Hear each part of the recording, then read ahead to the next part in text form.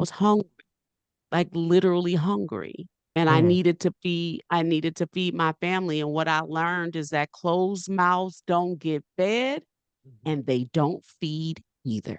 Make that move, we can't relate to that. I roll the dice, shit. If I lose, I'm gonna be shaking back. Cause lessons learned within the loss just elevate the fact that trial and error just the only way. Ain't no escaping that. I wake up, hit 100 push-ups, then I'm at my route. Check on my stocks, see how they looking, then I'm sliding out. When you start seeing your progression, you stop having doubts. And what's the point of having clout if you can't cash it out? True to this game, and I'm a lifer, ayy. Feel like we finna change the cycle, ayy. That's the most success, you know we thriving, ayy. That's the most depression for our rivals, ayy. Could teach a lesson on survival, ayy. You know I'm from the bottom. What up with it, my wealthy people? It is your boy, David Ballard, one of the founders of the Black Wealth Renaissance.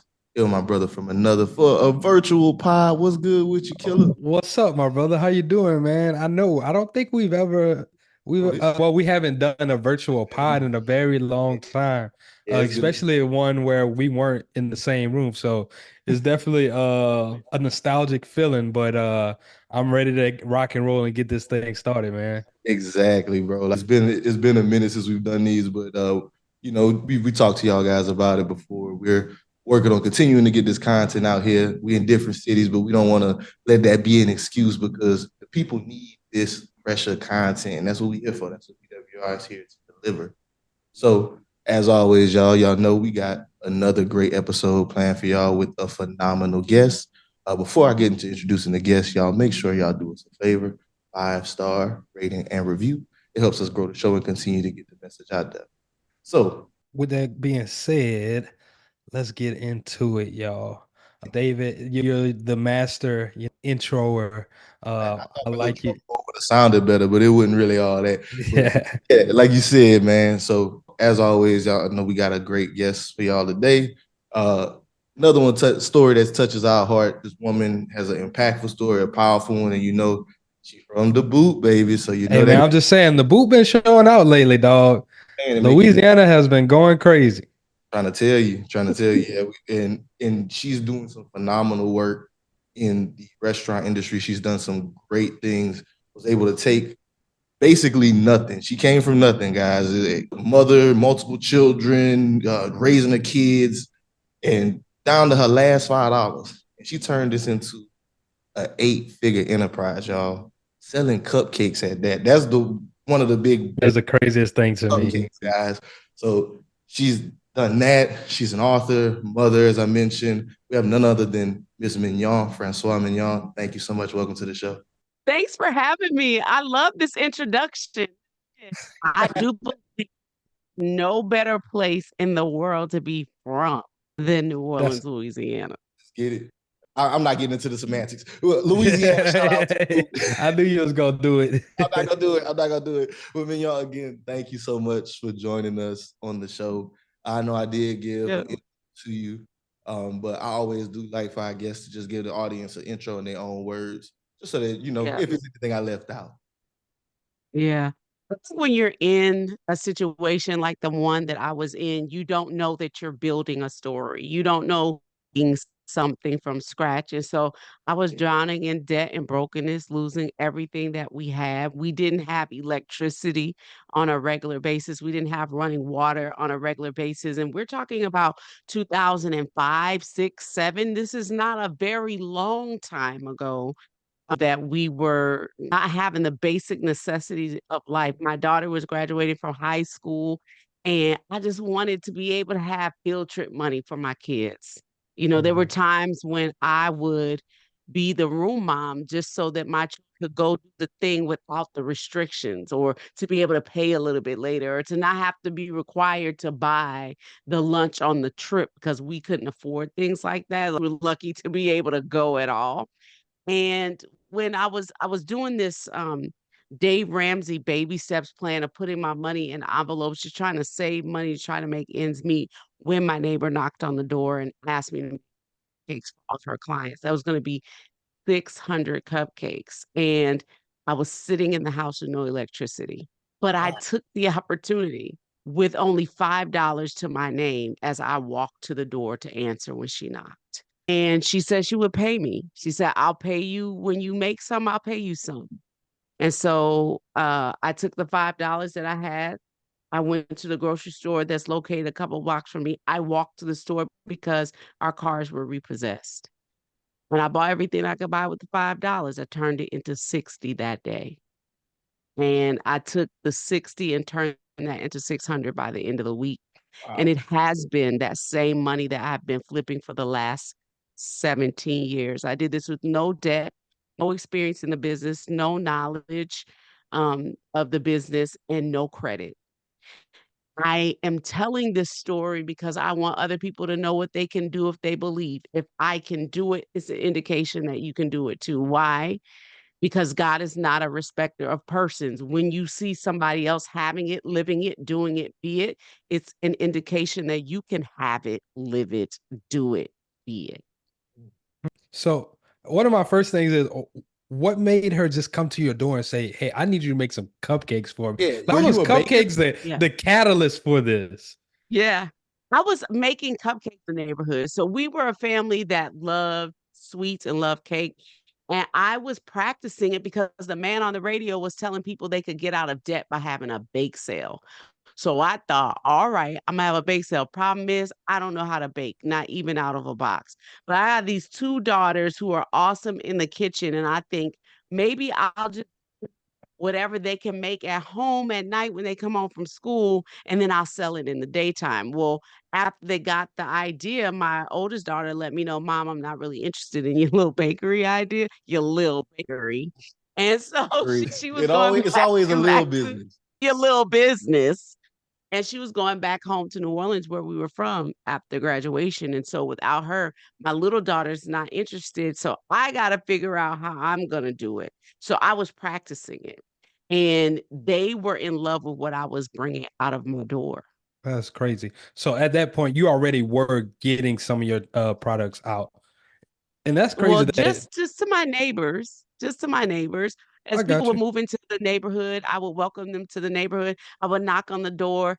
They'd be afraid that I was going to ask them for something. Because listen, this was the hood, Hmm. right? And so people were moving into our neighborhood who really weren't familiar with our neighborhood and the way our neighborhoods go. Mhm. So, it was like the neighborhoods were changing. And so when I would knock on the door and have something to offer, they'd be afraid to open the door because it's like, what are you going to scam me or ask me for some money and do some trickery? Well, no, I just was bringing something to truly welcome them to the neighborhood and practice what I was learning how to do. They would then come back and knock on my door and ask me, can I get more of that? Nah, that's so powerful and such a like a full circle moment for you, right? Like you heard it on the radio. Hey, you can get out of debt with a bake sale, which I think is straight crazy. Like just hear that, like they're recommending that, but Yeah. you actually took the action, right? And you say, hey, I have two daughters who they're pretty good at this. Maybe they can do it. And then now you didn't even look to really monetize off of it. You were just being helpful, and you're down to your last, but you were still out there blessing people. And it looks like in turn, God blessed you with what your purpose was.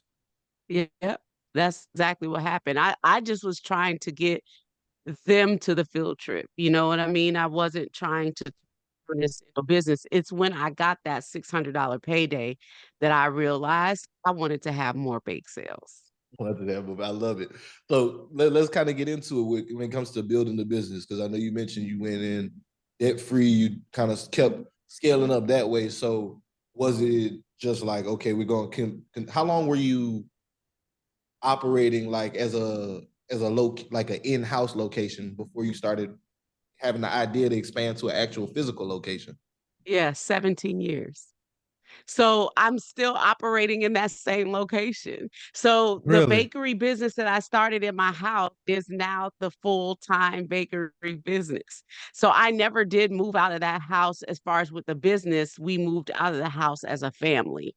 So it was there that we started business. We were we actually had a home that was zoned commercial and residential. The business began to be so popular that it took over the house itself, and we had to find a new place to live. But Wow. for about 4 or 5 years, we lived there with the business. What was that like, living there while, you're Yeah, operating that business?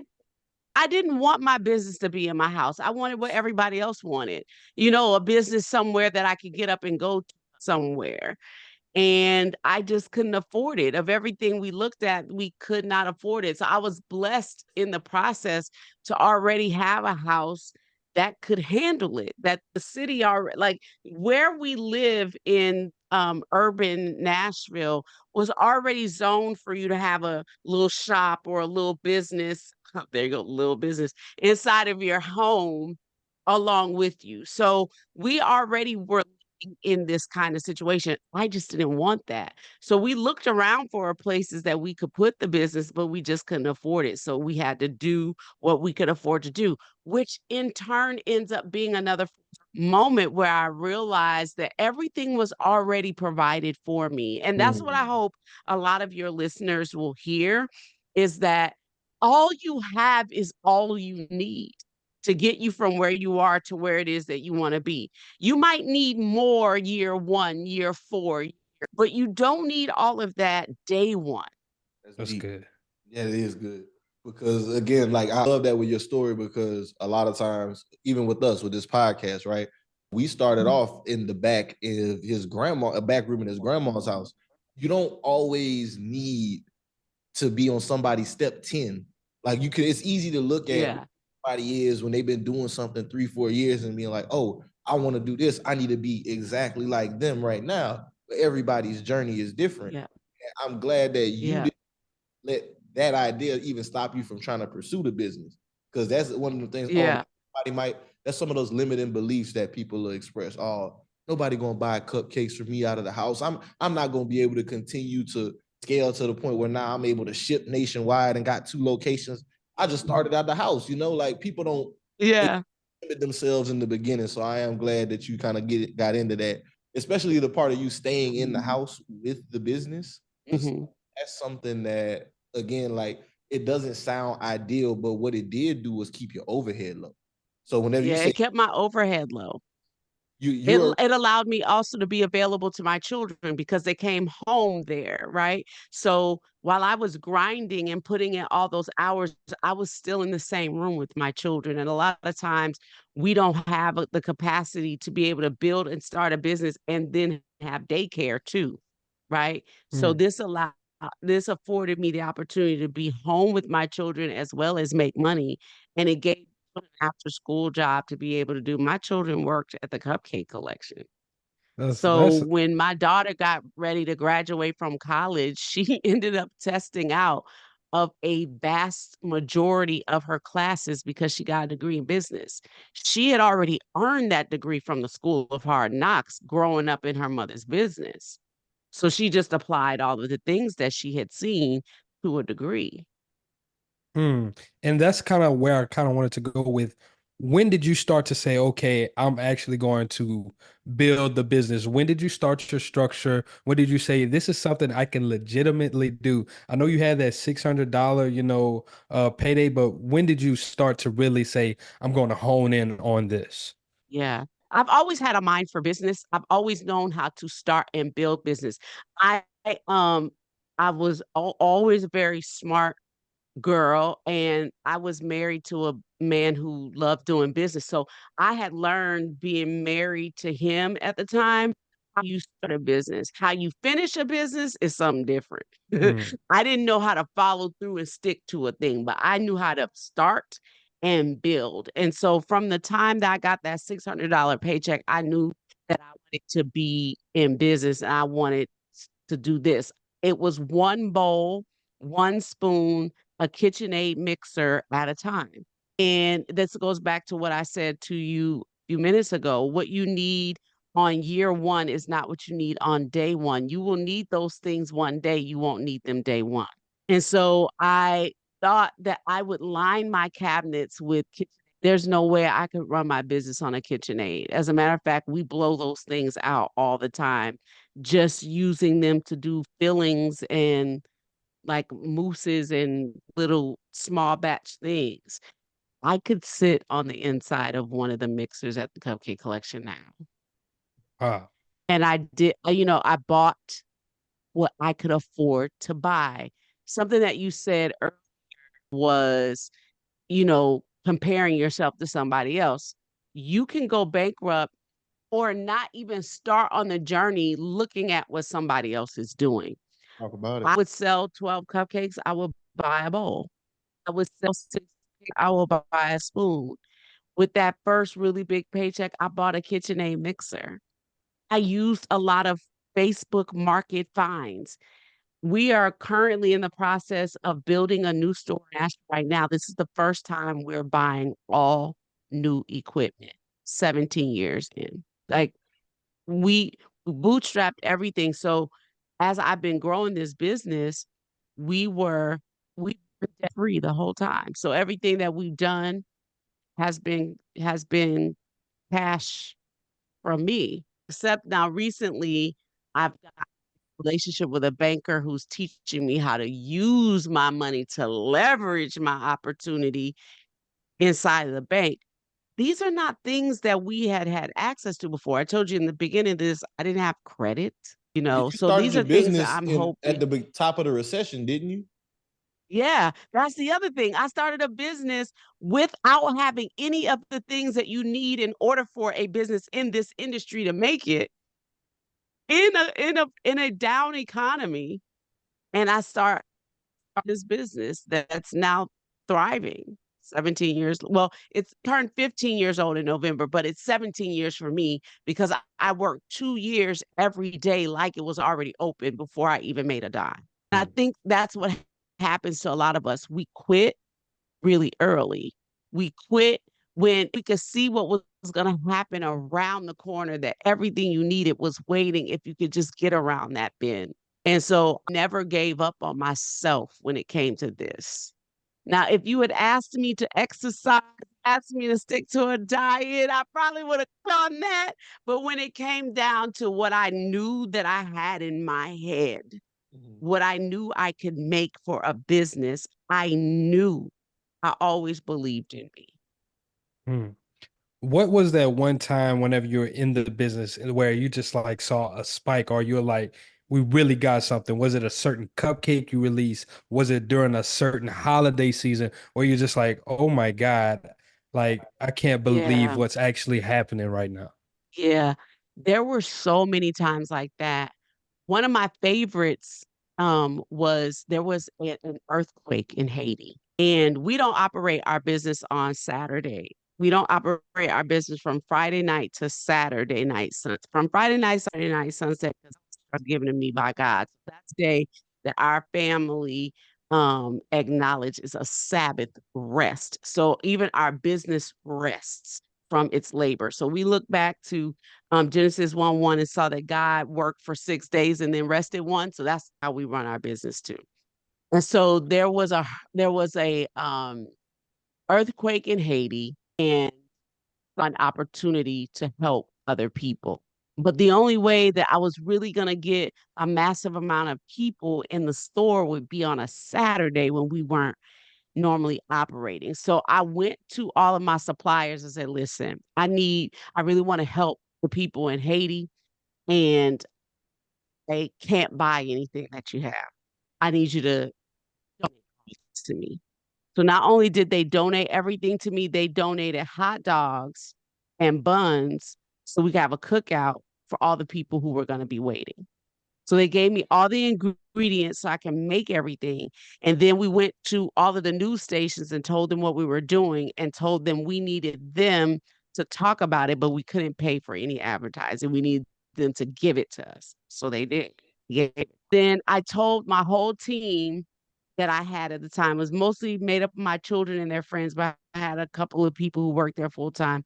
I said, I need you guys to give me your labor for free because I can't pay for that either. And whatever we make, we're that way we can donate it to Haiti. And so we agreed. And so we opened the store on a Saturday and we sold our cupcakes for $5 a piece. And the line stretched stretched out of our store, down the steps, and down the block in both directions, people waiting to buy cupcakes by the dozens at $5 a piece. And $60 a that box. thing, yeah, that That's thing, beautiful. when was that I was earthquake? I think I that was was trying to remember. 2009. Sounds about I think right. those, yeah, this was early on in my career. So this is very, very 2010. early on. Okay. That thing that I kept my hand open to give away ended up turning around and blessing me back because I touched all those people who would not have normally ever had a chance to even visit my place. Because, most people think about this kind of stuff on Saturday when I'm closed. And they became loyal customers to the brand.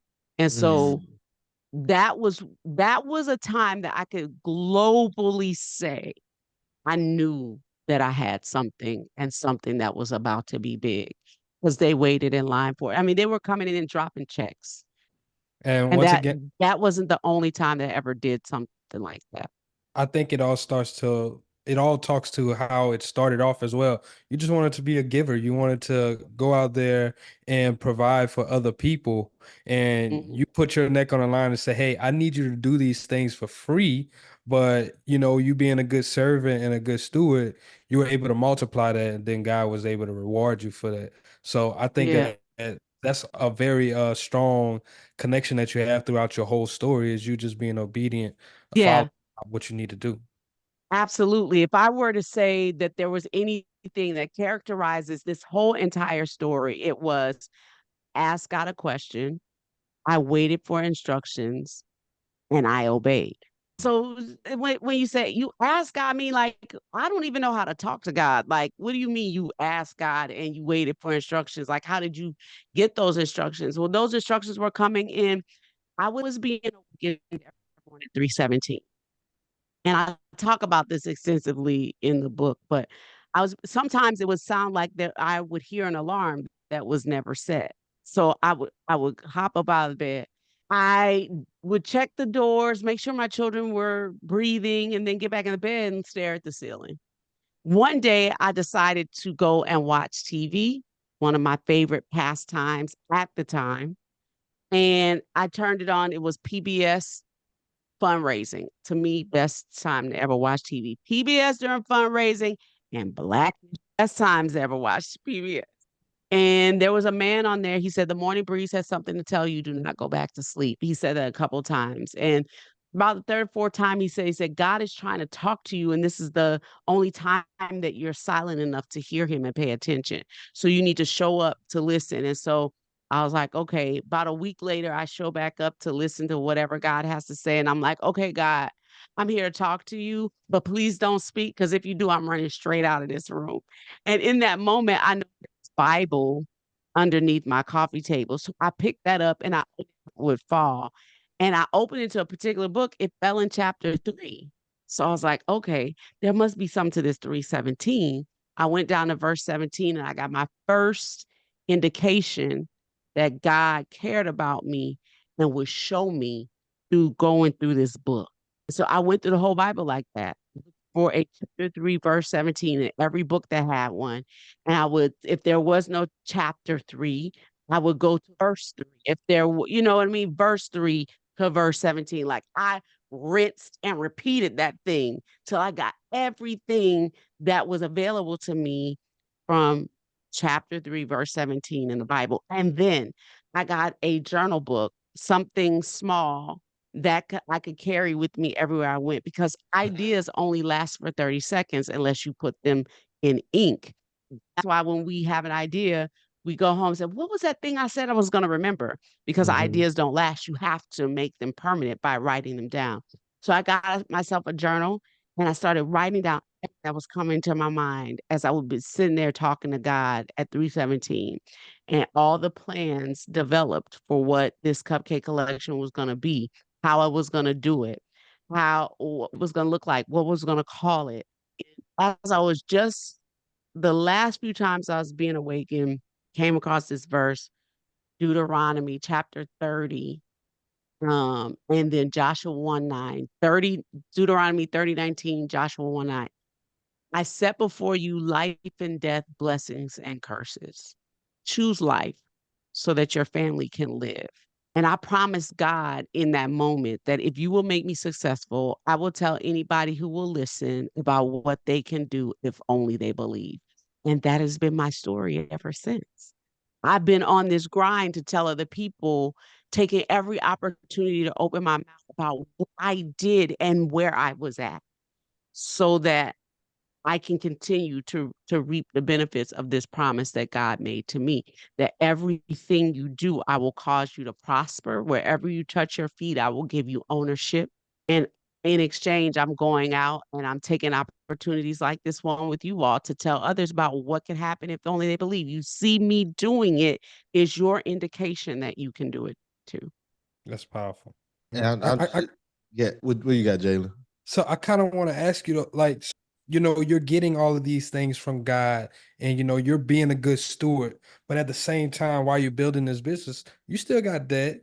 You still have kids you have to take care of, right? How are you managing to, build, but also pay your bills to where you can take care of your kids? Was it just like, God making a way out of no way? Is it like, was there times where you had to question your faith? You had to question your sanity? What were some of those things like?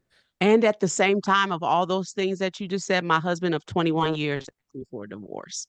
I had been a stay-at-home mom. So it's like, how am I my life has been raising him and being your wife. Like, what am I supposed to do? So in the midst of all that, this happens to me too.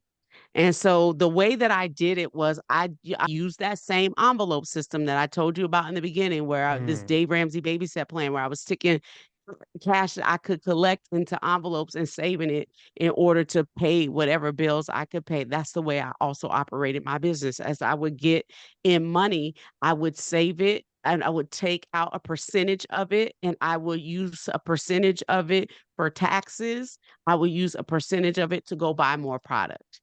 And so there's this book, How to Grow Your Small Business by Donald Miller. He has become a mentor and a friend of mine. He talks about the necessity of doing it exactly that way, where you're taking your money and you're parting it out on a much bigger scale into different bank accounts that you need. A bank account for operating expenses, a bank account for taxes, a bank account for payroll, a bank account for you as the owner of the business to be paid, a bank account for saving and for big purchases that you're going to make. So I was doing that, not knowing that this was a thing, sticking my money in different envelopes and saying, okay, I have enough money to go buy this much ingredients. And sometimes that I had to go to the store 2 or 3 times in a day while I went to get ingredients to get me through the first part, make some money so I can get to the next part of my day. Listen, I was a G with it. was, grinding. This was not pretty. This was not pretty. This was not sexy entrepreneurship, right?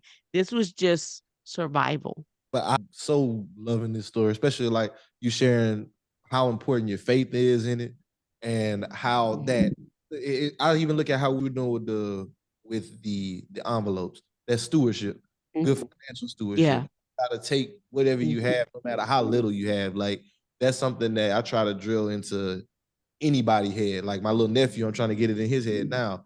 No matter how much money you have, you need to build that habit of taking what you have and rationing it off and budgeting and using that money so that you can grow something. And that book, it was How to Grow Your Small Business by Donald Miller. Yep. Yep. I love it. That's a good read. It sounds similar to something that we learned to profit first with those different bank accounts. Yeah. Yeah. So it is very similar. It's very similar to what they talk about in Profit First. I almost mentioned that one even because it gets really granular in Profit First. And I just told one of my mentees just the other day, you need to run, not walk, and go get that book. Because one of the things Yeah, one of the things Donald taught me was, you need to have so much worth of months saved so that if anything ever does happen, you have time built in to be able to rescue yourself. And Profit First does talk about that too. I love it. Reading is fundamental, man. I got my degree from the School of Hard Knocks, my master's degree, at least from the School of Hard Knocks. Is getting an education anyway. It's basically a very organized book club. You I come love it. together with like-minded people to read the same book and then come back and talk about your ideas about it. Then you get a project or an example of the things you can go live it out, make sure that you understand. That's what getting a degree is. So for those who've never gotten that opportunity to do it, you can still do it. You can go to your local library. I just got the most beautiful card from somebody who just finished my book.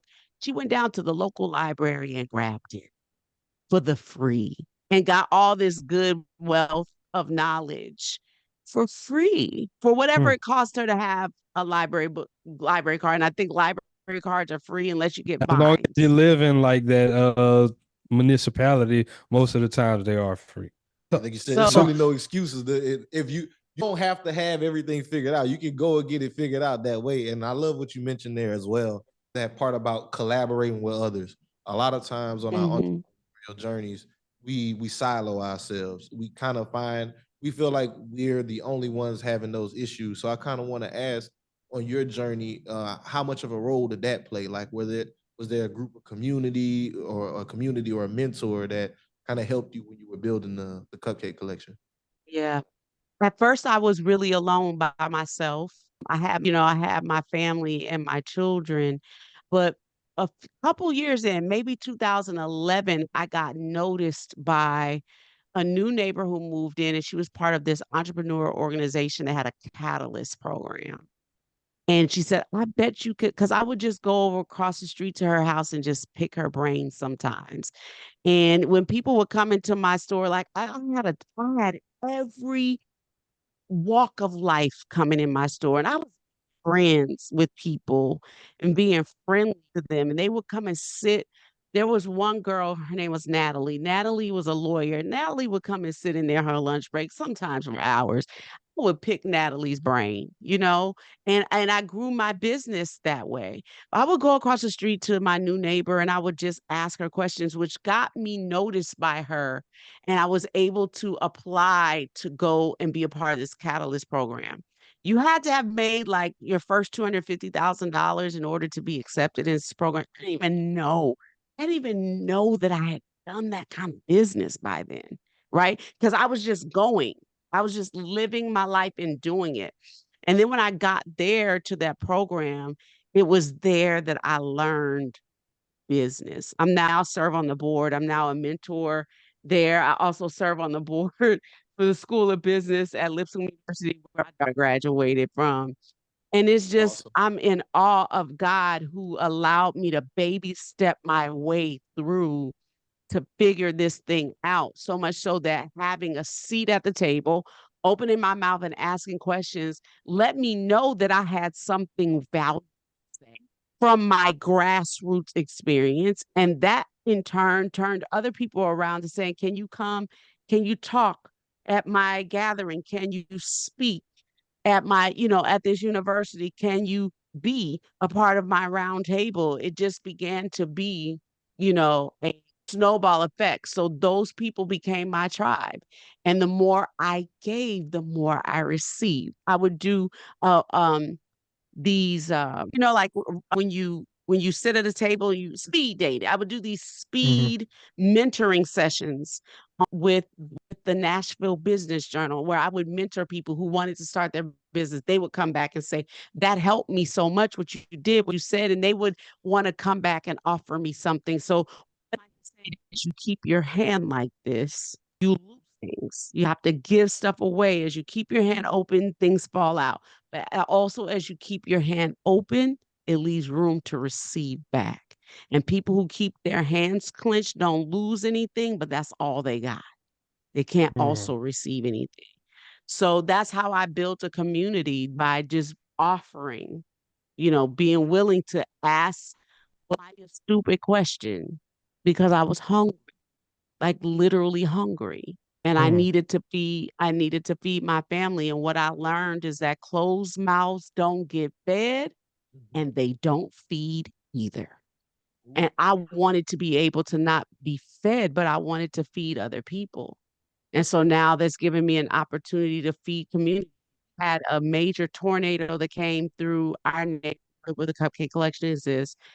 Our neighborhood was decimated by the storm. This was 3 years ago. We were in the eye of the storm, and people were just showing up to my building to help me. They were coming with brooms and trash bags and coffee and chargers and whatever they could think of that we might possibly need because we were in such dire need. We didn't even know what we necessarily needed. And as they would get there to help me, I would send them into North Nashville because I knew that I was going to be taken care of. My community was so big, so deep, so strong. I knew I was going to be taken care of, but I knew there were people in North Nashville, which is essentially a Black part of town, that didn't have the same access. So I sent them further into North Nashville, which got news crews out into North Nashville, which got food groups into North Nashville. And we orchestrated a chain gang down there that began to feed and restore down in North Nashville because people were coming to my rescue. I love it. I love how you just always being a blessing to other people and it just keeps on growing and it keeps on compounding on itself. I do kind of want to ask about, your kids' involvement in the business. You said your daughter was able to apply what she learned in your business and obtain a degree. Once she got that degree, did she come back and, come help in the business? Yeah. How involved is everybody in the business now? Yep. So, four of my seven work at the Cupcake Collection full time. And then three of them, serve the company in some other way. So one of them, does graphic designs. One of them does all of the wiring and security for the store. And then another one, she will come in whenever she can and work in one of the stores as a helping hand. I So love it. that daughter that graduated with the degree is the director of operations. She handles everything regionally over the stores. And then another one of my sons is the chief operating officer. And then another one of my sons is the production manager. He handles and oversees all the process for how cake is made. And then another one of my daughters, she is a store manager. So A they true all have family something that they business. That's the yes. dope. Because that's what you create a business for, is to create opportunities for your family. So it's Mhm. dope to see that they were able to grow up in it and now they're able to continue to have careers within that business. Yeah, So like they whenever you love it. Now they're building the next generation because they're giving birth to them. love it. So I was gonna ask this too, because I know you said you've been doing the Cupcake Collection for 17 years. When your kids were younger, were you paying them then, or like how did that work then when you were younger? Yeah. In the beginning, I didn't have any money to give them on the first night when I went to bed, it wasn't even painted, but it was 2 o'clock in the morning. I had to get some sleep if we were going to open this store on the next day. And when I woke up the next morning and everything was ready, there was a store that was created and they had stayed up all night to do it.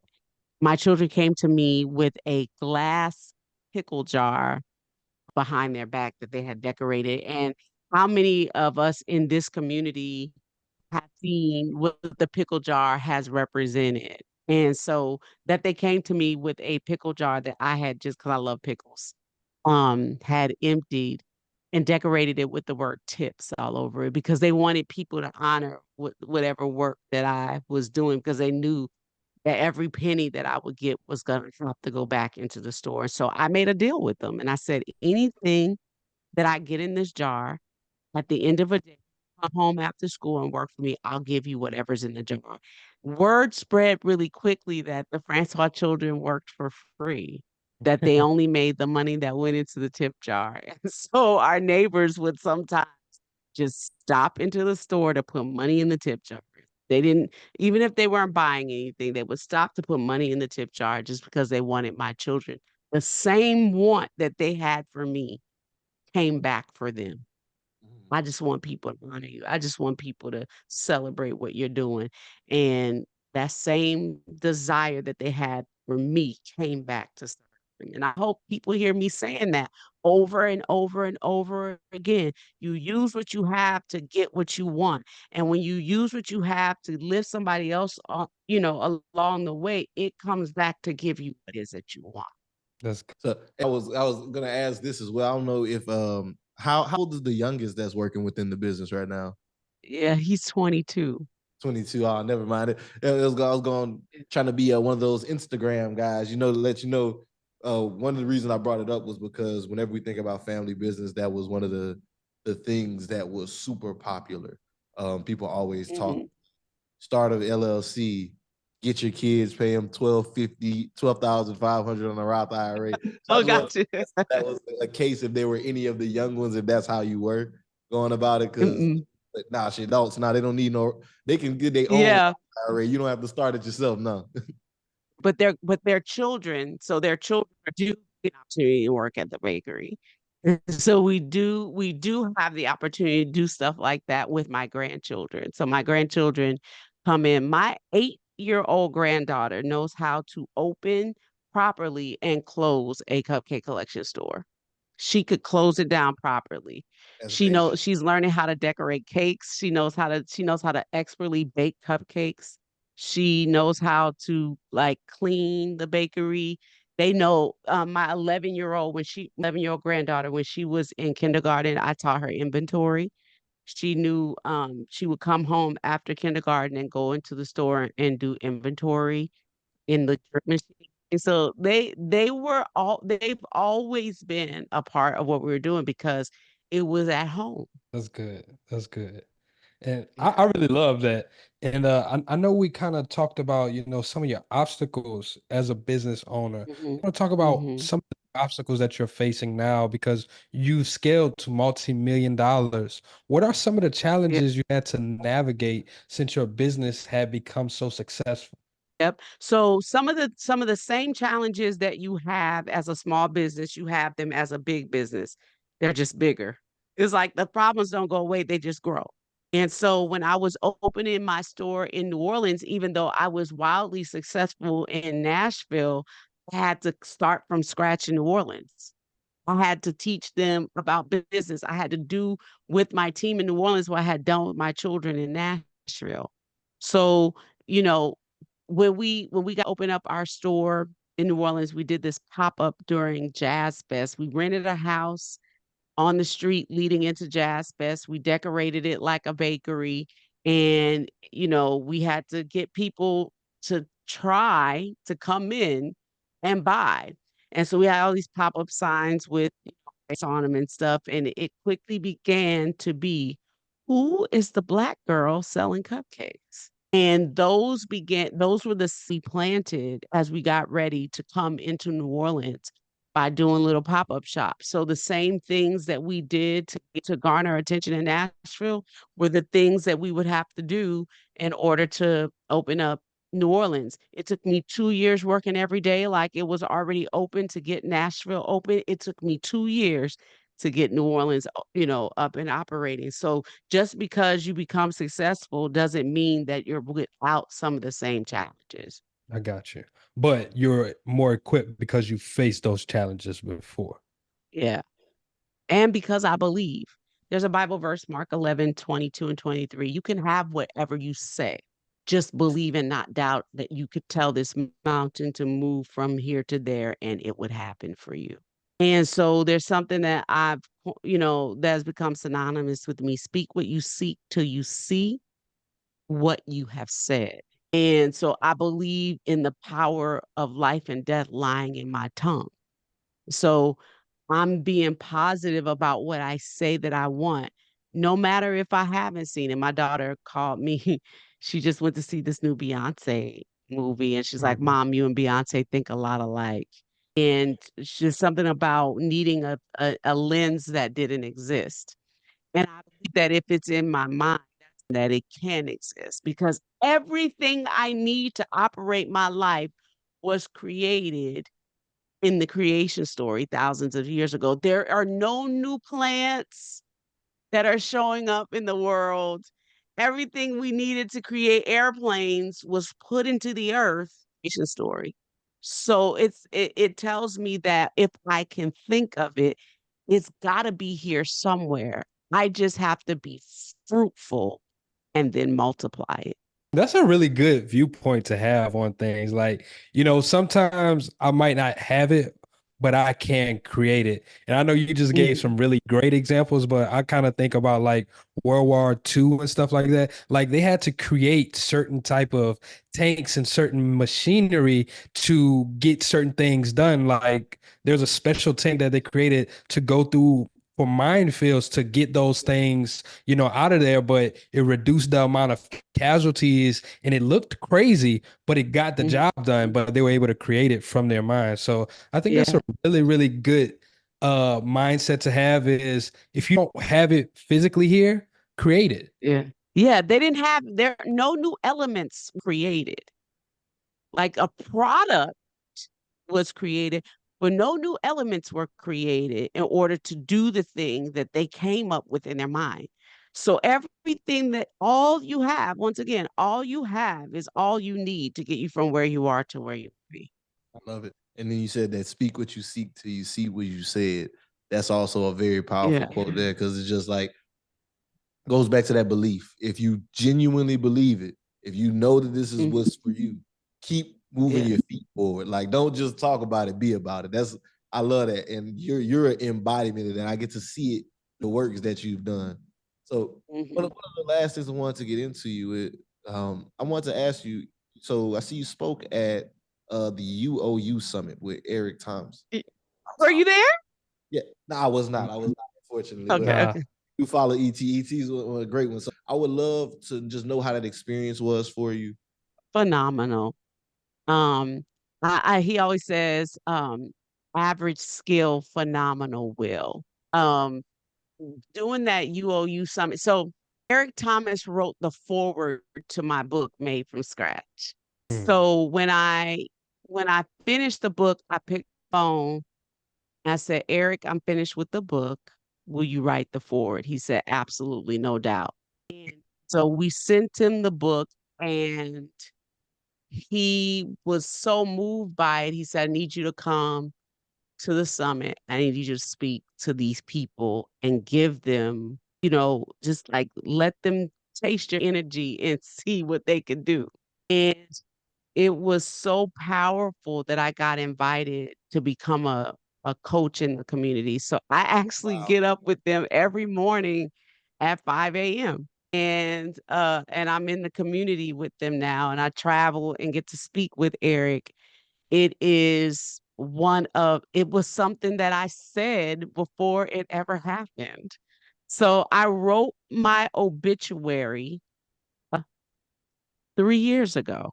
I wrote, because I'm not gonna get to say what's gonna be said, at my funeral. So I just got wildly delusional about what was gonna happen in my life, what I was gonna accomplish with this one life that I have.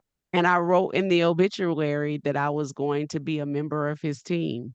I was going to travel the world with Eric Thomas. Wow. And here I am 3 years later, and I'm living that every day. And it's phenomenal, mostly because this is what I said, and this is what I get to see every day. He is the same no matter what. He's the same. So you see him on stage, he's gonna be the exact same way in the street. He's just not gonna be talking as loud. He won't be talking as loud. But like no matter where he goes, people stop him in the street and he stops to talk to them. What he wants to know more than anything is what's your name? What's your name? What do you do? What do you like? He's interested in knowing people and he never gets tired. He gets tired of it. And that's very inspiring. I love it. I love it. Definitely very dope. You mentioned the book a few times as well. And I wanted to get talk in that about as that as well. well. So the book Made from Scratch. Can we get into it? Yeah. You got it right there? Yeah, there we go. I love it. Scratch.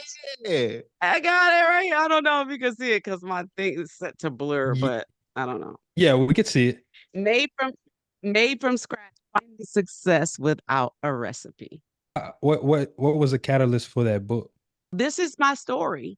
A lot of people, I was hearing people tell my story. We have a lot of destination tours that come through our bakery, tell my story of how I started this business on $5, losing everything I had. In fact, the day that I opened the collection for business, my house was up for foreclosure sale. It was supposed to be sold on the courthouse steps the following month in December. Wow. And here we are all these years later. I own that house, and I recently left it in a will to all of my grandchildren. And so I was hearing people tell the story, and there were parts that they weren't getting right. And I wanted to be the author of my own story. I wanted to be in control of what the people were saying. So I wrote the story down so that the story wouldn't die. And, there's so much about Bob's life that died with him, and I didn't want my story to die with me. So I wanted to be able to tell this story so that for generations to come, people would know what they could do if they believe, and that, God would continue to bless my family for keeping my promise to him about telling others what they could do. So I'm telling the story of how I built this business from scratch, not having a recipe, not knowing how to bake, not having any money, and how I get prescriptive in there about how I did it so that others would know how to do it too. I'm not actually giving you my play by play, but Mhm. basically the framework so that you could take it and apply it to whatever business it is that you want to start. I love it. And where can they purchase the book? Book is available on Amazon or wherever books are sold online. Maybe at your local And library. at your local library. The You get your book in your library. cupcakecollection.com, That's they're major. available.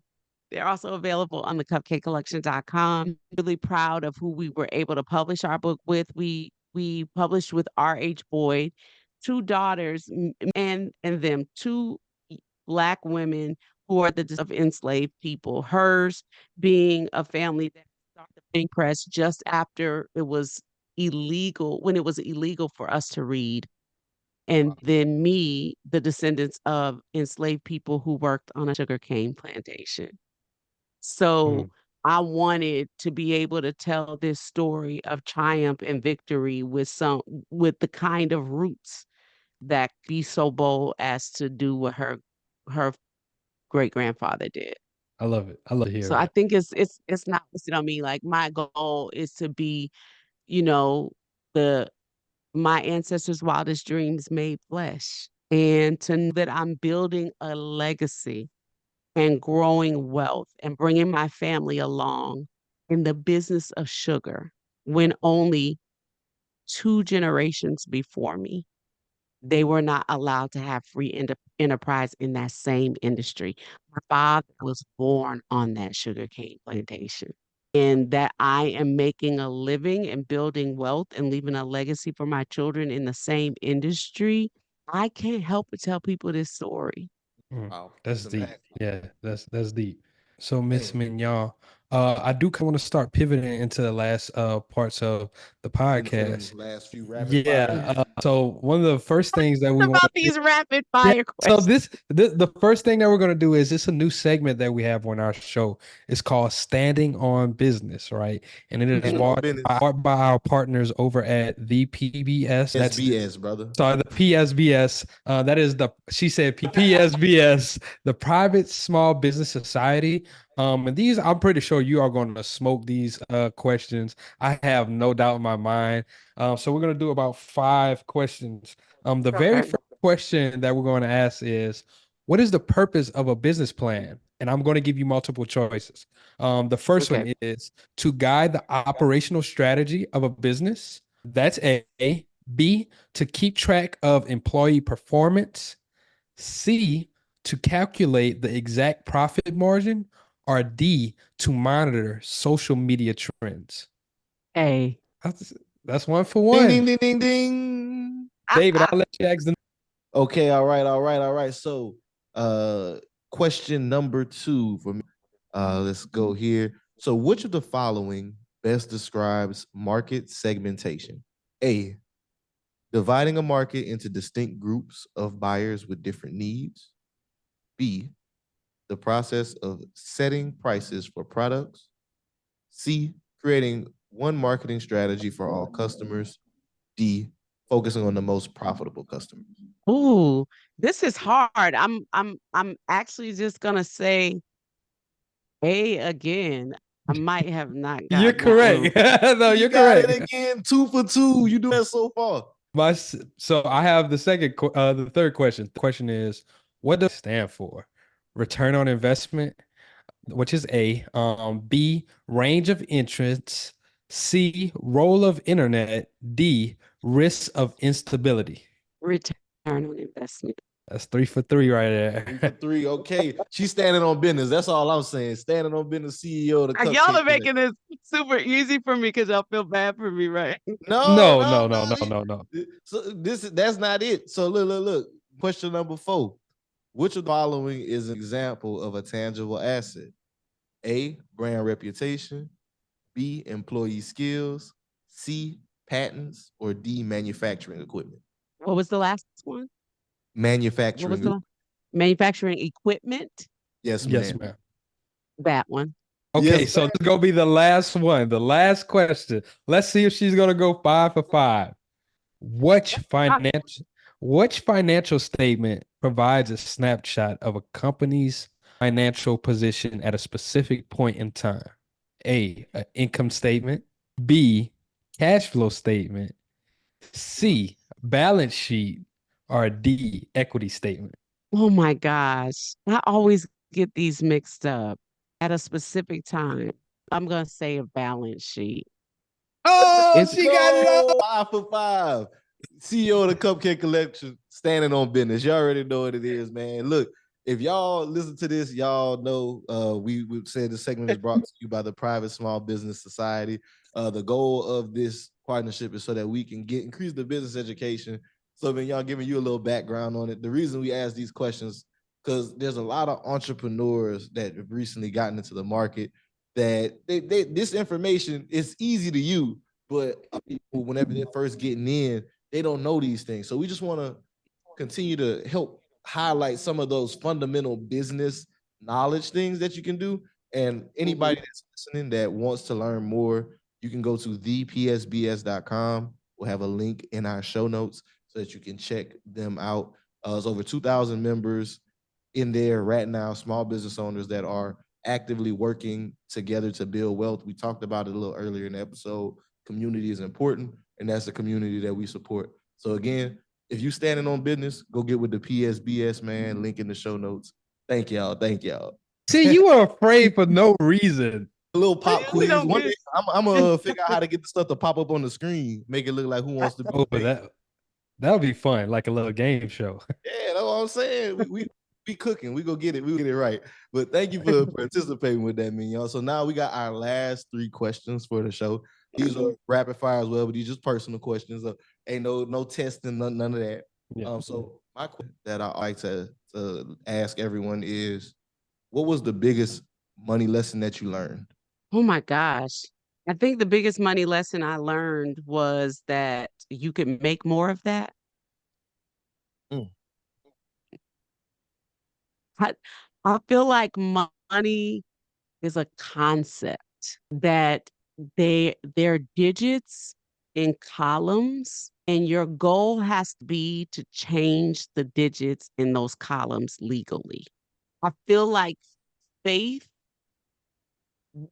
currency is greater than money, that faith currency will perform for you like money and has a greater return on its investment. That if you have faith to believe what you can do, that will show up for you like money in the bank. My money lesson. I love that. I love that. So last 2 questions. First one, are you frugal or are you a flexer? Frugal. I used to say I was cheap. But I've learned to not say that anymore because I'm not cheap, but I am very frugal. But some of my frugality does look like flexing, but that's because Give me an example. What I do you know mean your how to frugality? invest. What your frugality looks like flexing? I need an example. So I recently bought a dream car. Okay. And it took me 17 years to pull the trigger on it. That's the Mhm. flexing is it's a fully loaded Mercedes GLE 53 or Oh, Okay, okay. AMG. Yeah. That's a flex. That is definitely a flex. But you earn that flex. That's the thing. You ain't hop out and go just try to buy it year one. You know what I'm saying? That's 17 years. I still call that a frugal flex. I love that. I love that. Last question of the show is this is a question that we ask everyone who comes on our show is, do you have life insurance? Yes, I have life insurance. Not only do I have a, what do you call that? A fixed policy, I also have a policy that grows investment as well, because my goal is to become self-insured. I love it. I love it. Well, Mignon, this has been great. It has been so Phenomenal. fun learning your story. You are definitely a ray of light, a ray of just positivity. We just wish that you keep on going, keep on being a blessing. Next time in New Orleans or Nashville, I have to stop by.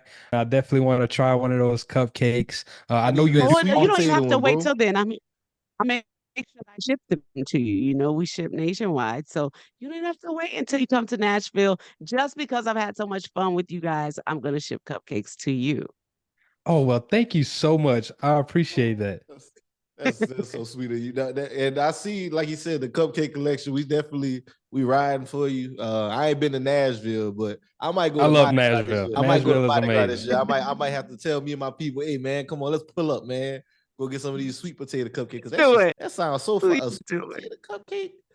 I didn't even get to ask you how you I even was going to came say, up I have with to that one. make sure I send you guys sweet potato cupcakes. Thank you. Yeah, we're gonna enjoy those. Thank you. I appreciate it. So, Well, Mignon, again, we want to say thank you for joining us on our show. For anybody that wants to follow you, get in touch with you, want to support the Cupcake Collection, I want to order some cupcakes. please plug Yeah. everything, know how they can get in touch with you. Yes. So we are available on thecupcakecollection.com 24/7, where we ship our cupcakes nationwide through our partnership with FedEx. Just one of the favorite places I like to hang out on social media is on Instagram at mignon.francois. That's IGNON FRANCOIS. But we're on all socials. So we are Cupcake Tweets on Twitter. We are I am Mignon Francois on Facebook, and the Cupcake Collection and the Cupcake Collection New Orleans on Facebook and Instagram. I Love love it. it. Y'all, don't walk, run, go get those cupcakes. Also, make sure y'all get that book. Go check it out. Go to your library or go purchase it. We'll get into a few house cleaning items before we get up out of here. As always, if you guys enjoyed this episode, make sure y'all leave us that 5-star Five rating star, and five review. star. We would like about it. Let us know what you didn't like about it. Let us know if this story was inspiring to you, or even if you picked up the book, you read it, and you thought great things about it. Let us know in the comments. If you're on YouTube, make sure you hit that notification bell and subscribe, please. Hit that like Share button too. family. Yes, share this with a family member, a friend, somebody who you know that can be impacted. Maybe you might know a single mother who's going through something as well, and they can be impacted by this story. Or maybe it's a single father, but just someone who can get something from this story. Make sure you guys share that for them. And I know that this is going to be released in 2024. So new year to everybody. I hope that you guys had a safe, successful, keep on tackling your goals. I hope that you guys set your plans forward for the next year and know that anything that you can think of, you can create, you can achieve it. I would like for you to leave us with that quote one more time that you kept on giving us, Miss Mignon. Which one? Speak what you see till you see what you Yes, No, said. the man. That's other the one. one. The other one. No, the other All one. you have is all you need to get where you are to where you want to be. I love it. I love it. You covered the bases, brother. Like I said, like my brother Jalen said, y'all, we rocking in strong this year. We going in. This is a great way to kick off the year. Y'all continue to stay tapped in. We got a lot of great stuff planned for y'all. We're hitting a few different cities. So if you're a listener, you made it this far, y'all make sure y'all stay tapped in. We got a lot of stuff on the way 2024. Man, I'm grateful for y'all. Thankful for everybody that's still here. If you really listening right now, I love you, dog. Until next time, this is Black Wealth Renaissance signing out. Peace. And I Mignon. was